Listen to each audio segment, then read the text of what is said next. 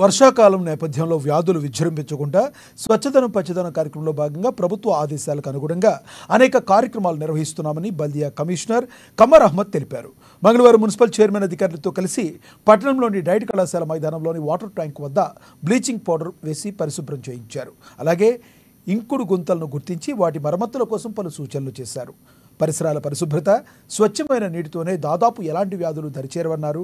పట్టణంలోని మొత్తం 59 వాటర్ ట్యాంకులు ఉండగా దశల వారీగా వాటిని శుభ్రం చేస్తున్నట్లు కమిషనర్ పేర్కొన్నారు. ప్రజల ఆరోగ్యాన్ని దృష్టిలో పెట్టుకుని శానిటైజేషన్ ప్రత్యేక దృష్టి సారించినట్టు తెలిపారు.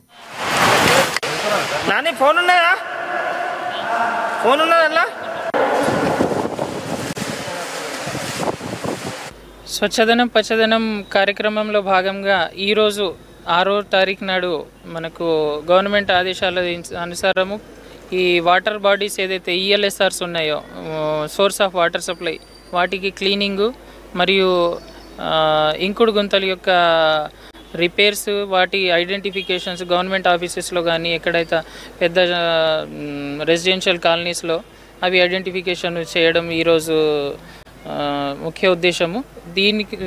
దీనికి సందర్భంగా ఈరోజు డైట్ గ్రౌండ్లో మేము చైర్పర్సన్ గారు, నేను, మా స్టాఫ్ అందరూ ఈరోజు క్లీనింగ్, ఇక్కడ ఈఎల్ఎస్ఆర్ క్లీనింగ్ కోసము ఈరోజు టేకప్ చేశాము.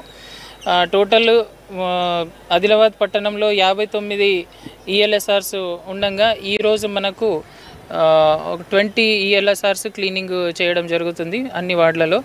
అంటే ఇదేంటంటే ప్రతి 20 డేస్కి ఒకసారి ఈ రైనీ సీజన్లో క్లీనింగ్ చేయడం జరుగుతుంది. కాబట్టి ఈరోజు డేట్ వరకు ఒక 20 ఈఎల్ఎస్ఆర్స్ మనం క్లీన్ చేస్తున్నాం.